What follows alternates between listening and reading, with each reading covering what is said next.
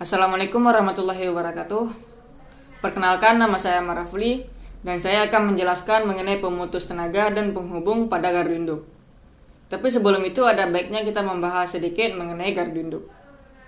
Untuk memenuhi kebutuhan listrik yang semakin lama semakin meningkat, maka dibangunlah pesat pembangkit listrik, gardu induk atau biasa disebut dengan GI, dan juga saluran transmisi sebagai media penyalur aliran daya listrik hingga sampai ke konsumen. Jadi gardu induk merupakan tempat pemutus dari tenaga yang dibangkitkan dan interkoneksi dari sistem transmisi dan distribusi kepada para pelanggan. Oleh karena itu, agar tetap terjaminnya keamanan dan kepuasan pelanggan, maka gardu induk harus memiliki peralatan pemutus dan juga pemisah. Gardu induk merupakan tempat pemutus dari tenaga yang dibangkitkan dari interkoneksi dari sistem transmisi dan distribusi kepada para pelanggan. Saluran transmisi dan distribusi ini dihubungkan dengan rel atau bus melalui transformator utama.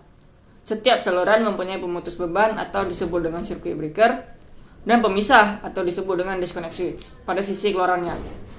Pemutus beban dan pemisah dinamakan peralatan penghubung atau switchgear. Gardu induk disebut juga gardu unit pusat beban, yang merupakan gabungan dari transformator dan rangkaian switchgear yang tergabung dalam suatu kesatuan melalui sistem kontrol yang saling mendukung untuk keperluan operasional. Pada dasarnya, gardu induk ini bekerja mengubah tegangan yang dibangkitkan oleh pusat pembangkit tenaga listrik menjadi tegangan tinggi atau tegangan transmisi dan kemudian mengubahnya menjadi tegangan menengah atau tegangan distribusi. Pemutus tenaga listrik merupakan peralatan saklar mekanis yang mampu menutup, mengalirkan, dan memutus arus beban dalam kondisi apapun, baik itu kondisi normal serta abnormal, atau saat terjadi gangguan seperti kondisi short circuit atau hubung singkat. Pada saat menghubungkan atau memutuskan beban, akan terjadi tegangan recovery, yaitu suatu fenomena tegangan lebih dan busur api. Oleh karena itu, saklar pemutus dilengkapi dengan media peredam busur api, seperti media udara dan gas SF6. Syarat-syarat yang harus dipenuhi oleh suatu pemutus atau PMT adalah sebagai berikut. Yang pertama, mampu menyalurkan arus maksimum secara terus-menerus. Yang kedua, mampu memutuskan dan menutup jaringan dalam keadaan terbeban atau berbeban maupun hubung singkat, tanpa menimbulkan kerusakan pada pemutus tenaga. Dan yang ketiga, dapat memutuskan arus hubung singkat dengan kecepatan tinggi, agar tidak sampai merusak peralatan sistem, sehingga membuat sistem tidak stabil dan merusak pemutus tenaga itu sendiri. Klasifikasi PMT dapat dibagi menjadi beberapa jenis. Ialah yang pertama, besar atau berdasarkan kelas tegangan, yang kedua media isolasi, dan yang ketiga jumlah mekanik. Berdasarkan besar atau kelas tegangan, PMT dibagi menjadi 4 macam. Yang pertama, PMT tegangan rendah dengan range tegangan 0,1 sampai dengan 1 kV. Yang kedua, PMT tegangan menengah dengan range tegangan 1 sampai dengan 35 kV. Yang ketiga, PMT tegangan tinggi, yaitu dari 35 sampai dengan 245 kV. Dan yang keempat, PMT tegangan tinggi atau PMT ekstra tinggi dengan range tegangan lebih besar dari 245 kV. Yang kedua itu ada berdasarkan media isolasi.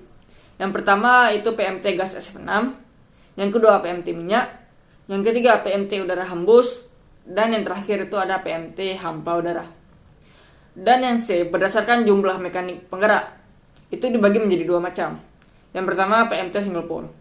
PMT ini mempunyai mekanik penggerak pada masing-masing pole, yang pada umumnya PMT jenis ini dipasang pada bay penghantar agar PMT bisa reclose satu fasa.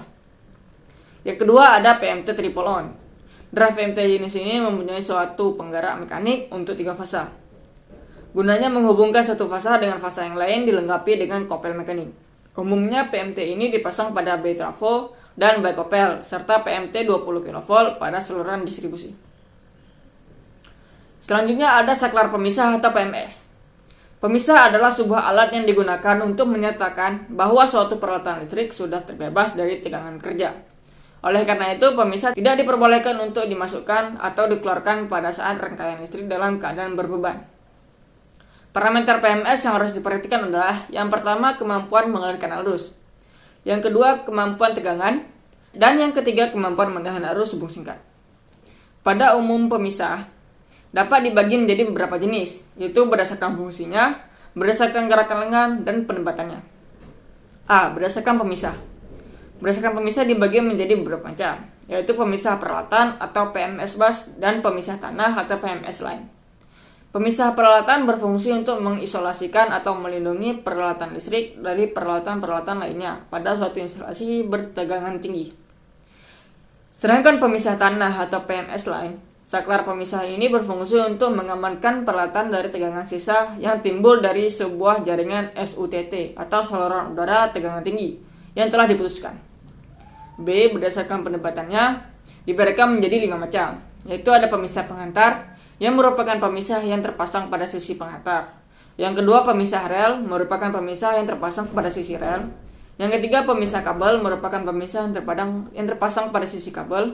Yang keempat, pemisah seksi merupakan pemisah yang terpasang pada suatu rel atau bus yang terpisah menjadi 2 seksi.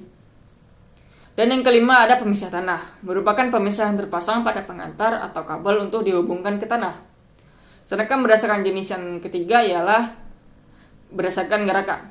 Dibedakan menjadi 5 macam juga. Ada pemisah putar, pemisah luncur, pemisah siku, yang keempat pemisah engsel, dan yang kelima pemisah pantograf saklar. Hanya ini yang dapat saya sampaikan. Lebih dan kurang saya mohon maaf. Wabillahi taufiq wal hidayah. Assalamualaikum warahmatullahi wabarakatuh.